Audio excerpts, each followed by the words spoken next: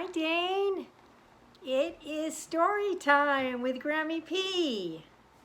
Today I'm going to be reading you a story about a kangaroo. So I brought my friend the kangaroo. Look how big he is, or I should say she. It's a girl kangaroo, and she has a baby. And she keeps the baby in her pouch because kangaroos have pouches and the baby can be in there. Isn't that cute? That's where the little baby stays. This story that I'm going to read to you today is called Katy No-Pocket. It's about a kangaroo that doesn't have a pocket for her baby. Oh no! Let's read it and see what happens.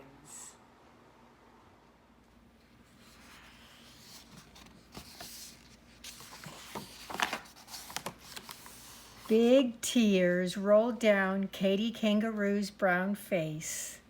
Poor Katy was crying because she didn't have a pocket like other mother kangaroos. Freddie was Katy Kangaroo's little boy, and he needed a pocket to ride in. All grown-up kangaroos take awfully big hops, and little kangaroos like Freddie get left far behind, unless their mothers have nice pockets to carry them in. And poor Katy didn't have any pocket at all. Katy Kangaroo cried just thinking about it. Then all of a sudden, Katy had a wonderful idea. It was so wonderful, she jumped 6 feet up in the air. She was gonna go ask one of her friends how they carried their babies. She looked, and soon she saw Mrs. Crocodile down in the bottom of the pond. "Mrs. Crocodile," said Katy. And a big muddy bubble came up through the water. And Mrs. Crocodile stuck her head up and opened her enormous mouth and smiled. "Why, Katy Kangaroo, what can I do for you today?" "Please, Mrs. Crocodile, I am so sad," said Katy.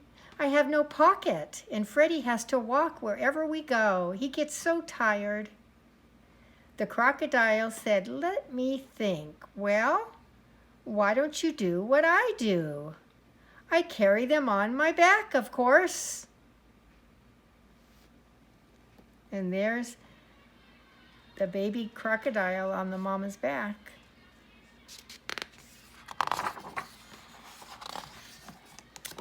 Katy was very pleased. "Thank you," she said.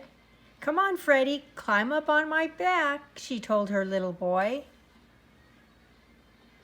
Freddie climbed up on her back, and then she did a big jump, and off he fell with a big bang bump. So Katy saw that she couldn't carry her baby on her back after all. Then she went to Mrs. Monkey, and she said, "Please, Mrs. Monkey, how do you carry your baby?" And Mrs. Monkey said, "Why, in my arms, of course." Poor Katy said, "I can't carry anything in my arms. They're too little and short." So they kept looking. Soon they came to the lion. And they asked the mother lion, "How do you carry your children?" And the lions both said, "We don't carry them. They just walk behind us."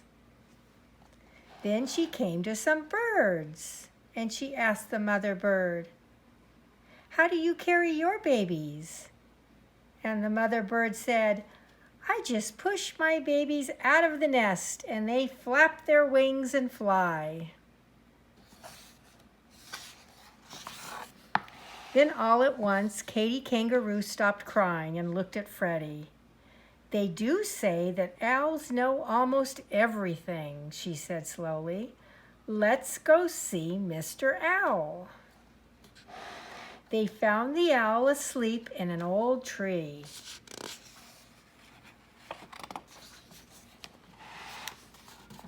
Hello, hello, Mr. Owl, called Katy Kangaroo. What do you want? Asked the owl. I'm a mother kangaroo and I haven't a pocket to carry my child in. How shall I carry him? What shall I do? Get a pocket, said the owl, and he went to sleep again. Oh dear, where am I going to get a pocket?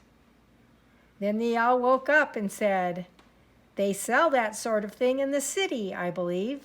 Now kindly go away and let me sleep.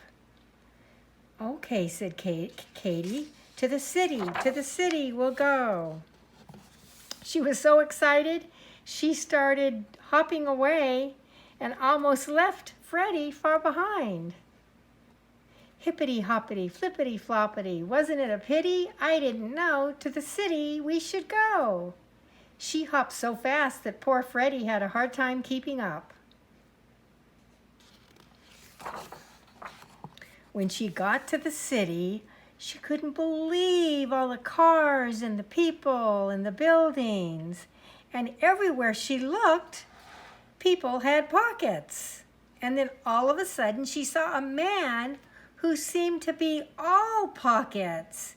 He was simply covered with pockets. Big pockets, little pockets, medium-sized pockets.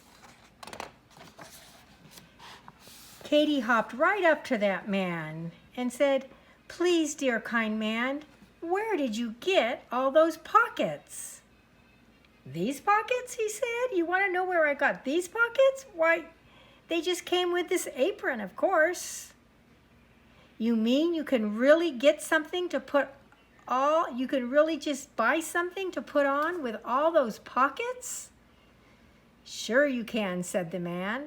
I keep my hammer and nails and tools in my pocket.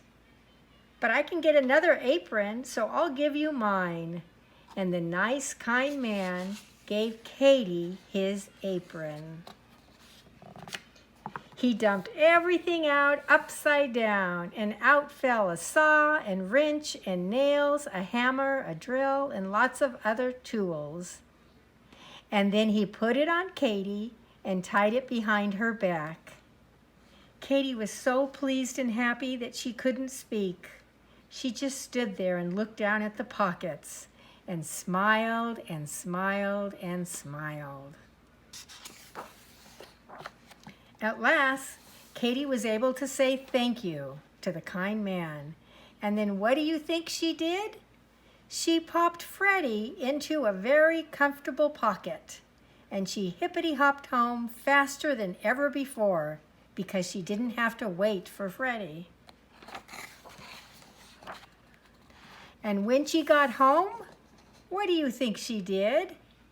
Well, she had so many pockets that she put Freddie into the biggest one of all, and then into the next largest she put a little lion cub, and then she put a tortoise, and she found a baby bird, she found a monkey, a skunk, a rabbit, a raccoon, a lizard, a squirrel, a possum, a turtle, a frog, and a snail. So now, all the animals like Katy's pockets better than any other pockets in the whole forest. And Katy Kangaroo is very happy because now she has more pockets than any mother kangaroo in the world.